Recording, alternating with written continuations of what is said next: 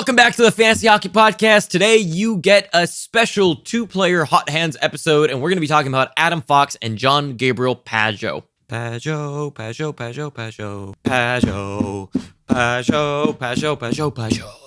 Yep, that's right. Two of the hottest names in the league. Now, as for Adam Fox, I promise I don't continue picking Rangers simply because I'm a Rangers fan. People genuinely ask us about them all the time. And on top of that, Jean-Gabriel Pageau has been one of the hottest players in the league recently from a pickup standpoint, from a real standpoint. It's pretty insane. We actually put out this tweet here that asked who people wanted to hear about. And then Tom replied with Jean-Gabriel Pageau and got 13 likes or whatever it was in the span of like an hour. And I was like, yep, okay, that's it. Definitely need to talk about Pageau. But what I wanted to do here is I wanted to give you one player that's sustainable and one player that's unsustainable and adjust expectations for both.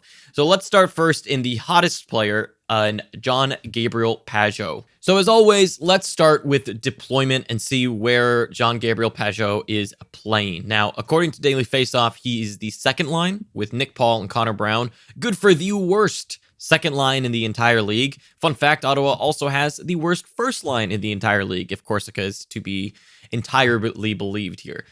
So he is on a terrible second line, although I like the line. I like Nick Paul and Connor Brown personally. And as you'll hear in the weekend preview, we actually recommend Nick Paul. So I like that second line. I don't hate it as much as Corsica does. Now, he's not on any power play unit at the moment. He's not playing any power play time.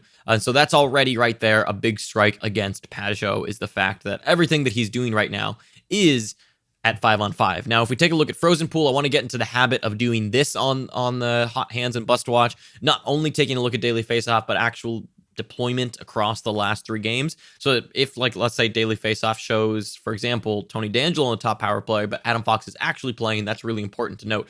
So if we look at how the last three games have gone, Pageau's line is actually the most played line. It's a frequency of 22.8% of the time.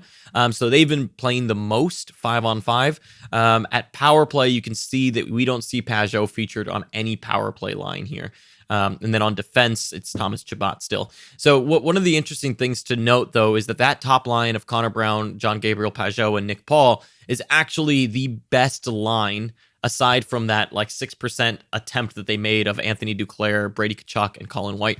And from a Corsi 4 percentage, the Connor Brown, Jean-Gabriel Pageau, and Nick Paul line had a 42.2% Corsi 4, but the thing is, the thing with that is Ottawa is bad, and so that's actually a good percentage for them. When you look at the normal Brady Tkachuk, Chris Tierney, and Anthony Duclair line, which got 14% of the time over the last three games, that's sitting at 34.2% Corsi 4 percentage.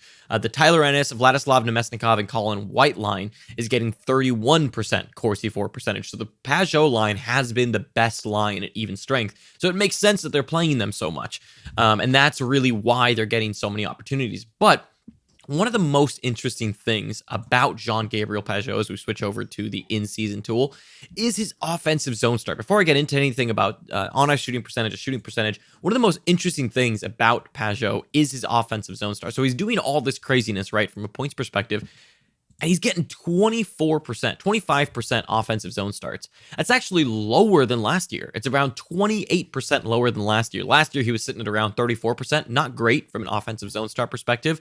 They're using him in the defensive zone more than anything. And then he's also, this season, getting 24%, which is lower than last year. So he's not an offensive player and not getting offensive minutes. So why is he getting all these goals, right? That's the first question that should come to your mind is, hold on, so he gets a ridiculous amount of defensive zone starts and is scoring all these goals and points. That doesn't really sync up. It reminds me a lot of like when Blake Coleman goes off, right? When Blake Coleman just goes off and gets a ton of points, and you take a look at the offensive zone starts and everything, and you're like, I don't know if this can last. This is kind of weird. Like, can he continue this with that low of offensive time? And that's one of the big question marks. So that's one of the first kind of red flags on Jean-Gabriel Pageau is that he's largely a defensive player for the Ottawa Senators. And on one hand, You can argue, yes, he's good, and he has been one of their best players, and that line has been fantastic from a Corsi 4 perspective. They feature a very high on-ice save percentage. If you look at Jean-Gabriel Pageau's on-ice save percentage, so what's the save percentage of the goaltender while Pageau is on the ice? It's a 92.5% at the moment. Last season, actually, he was really good too, though, for his credit. He was 91.5% last year, so it's not wildly different. He's just a very, very good defensive player, as I'll show in a second. Now, if we take a look at his actual offensive production here, his shots are up just around 18%. His points pace is up to an insane 68 on the season, 103 point pace over the last 4 games. So he's on a little bit of a tear here. Now, the first thing that, of course, and I know people, for whatever reason, when shooting percentage is low, people like it. When shooting percentage is high, people are like, oh, well, it's going to stay there. 24% for Jean-Gabriel Pageau is just not going to stick, folks, unfortunately. He's currently shooting at 24.4%. And over these last 4 games, when a lot of people streamed him, we're really happy they streamed him, he's shooting at an absurd 45%. So Jean-Gabriel Pageau, just from a shooting percentage perspective, is insanely overinflated. Last year, he shot at 5% only, which I'd argue was unsustainably low. His career average is around 10%. From a shooting percentage perspective. So I'd expect him closer to that 10%. Now his expected goals for is just about 5. So if we put him at 5, that actually puts him right at his shooting percentage. He has 11 goals on the season when he should have 5.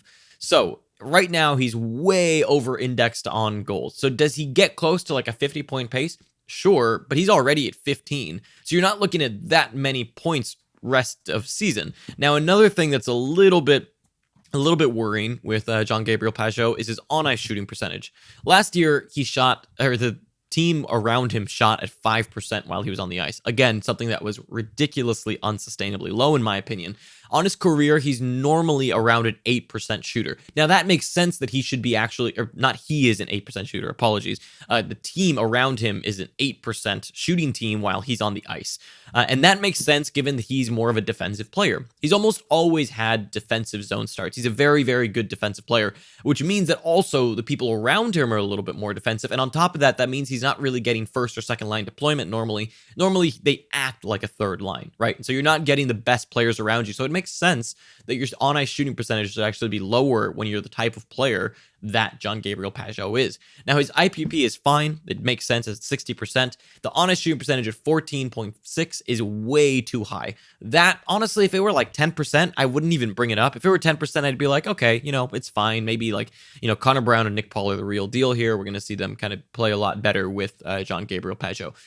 But 14.6%, 15% effectively is just way too high. Way too high, and that's not going to stick simply because of the type of player he is.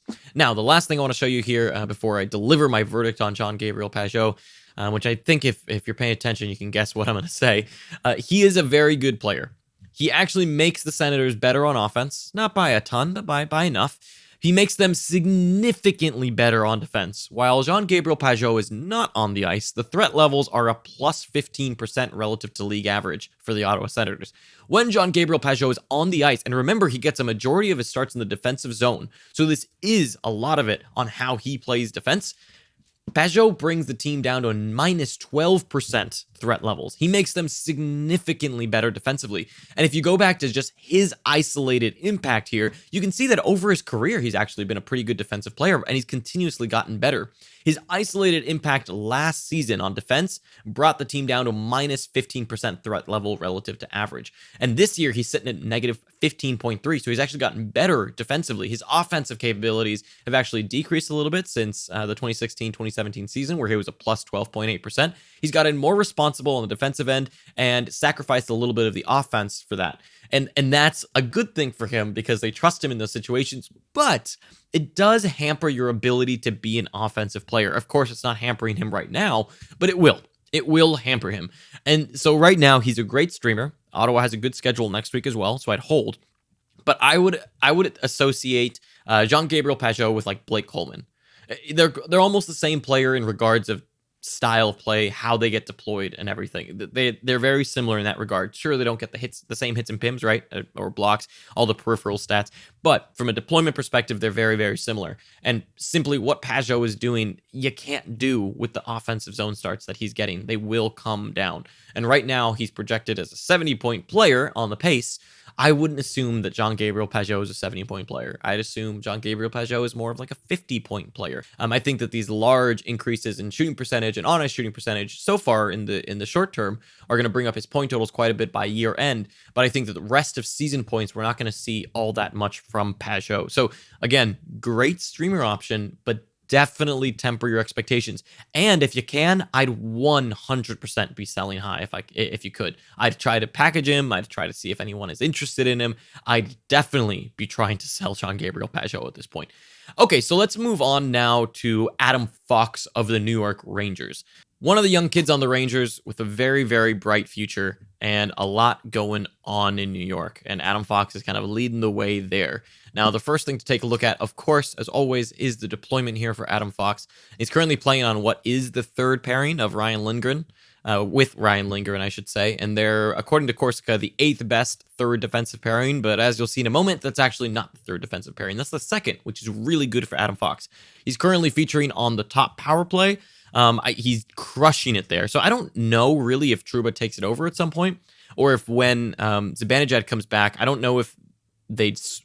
I'm curious to see what happens when Zibanejad comes back. I could see a few things. I could see Kreider getting kicked out from there. I could see them trying to put Zibanejad on that second power play unit for Brendan Lemieux. There's quite a few options of what they could do, but right now Adam Fox is kind of taking that top power play and run with it. If we look at the last 3 games, the cool thing is that Adam Fox is now 19% of the team's defense time at 5-on-5, which is really, really good, because if you look at that before, Adam Fox was actually the third pairing by quite a margin, and now he's continued to earn second line or second pairing time as well, which is really, really good. That's what I wanted to see out of him. It was kind of like Victor Olofsson, right? You want to see more 5-on-5. The same thing with Adam Fox here. Doing really good on the power play. I want to see more 5-on-5. And then from a power play perspective, over the last 3 games, Adam Fox has played 65% of the team's power play, which is huge and very, very awesome. So Adam Fox looks to be increasing from a role perspective and getting more and more minutes, which is really exciting. From a Corsi 4 percentage perspective, Adam Fox and Ryan Lindgren are the second best. Tony D'Angelo and Brady Shea actually do better than Adam Fox and Ryan Lindgren, but not by a ton. I would actually argue perhaps that the Adam Fox-Ryan Lindgren pairing is the best one. But it's hard to tell because they don't get the top minutes, which is what Libor Hayek and Jacob Trouba get. So let's jump into the in-season tool and see how he's doing. One interesting thing to note is this is one of the first players we've talked about, aside from some of the bust watches, that don't have anything to go off of from last year. This is, I think, the first hot hands we've done where there's no last year basis. So the only thing we can base it on is what do we expect from a defenseman, and what do we expect from a defenseman of Adam Fox's talents. And one thing I want to point out too is that when we talk about him, there's 2 views for Adam Fox right now that are really, really important for this video and for just paying attention to Adam Fox. Is Adam Fox's first, let's say, 13 games are very different from his last 3 games. Wildly different, because the deployment has completely changed. If we look at the last 6 on the season as a whole, his average time on ice is 17 minutes. Over the last 3 games, he's now at around 19 minutes. And all of that difference pretty much comes on the power play. He's getting a little bit more 5-on-5 time over these last 3 games. But for the most part, all those increased minutes are coming on the power play, which is really good for him. Another thing to note is that on the season, he's on a 41-point pace. Over the last 7 days, he's on an 109-point pace. Just a little bit crazy. And part of that is that he's shooting at a wild 33.3% over the last 3 days. Yeah, so a lot of pucks have gone in the net for Adam Fox over these last few days. Now, his shooting percentage on the season is 12%, which is fine. It's actually very high for a defenseman.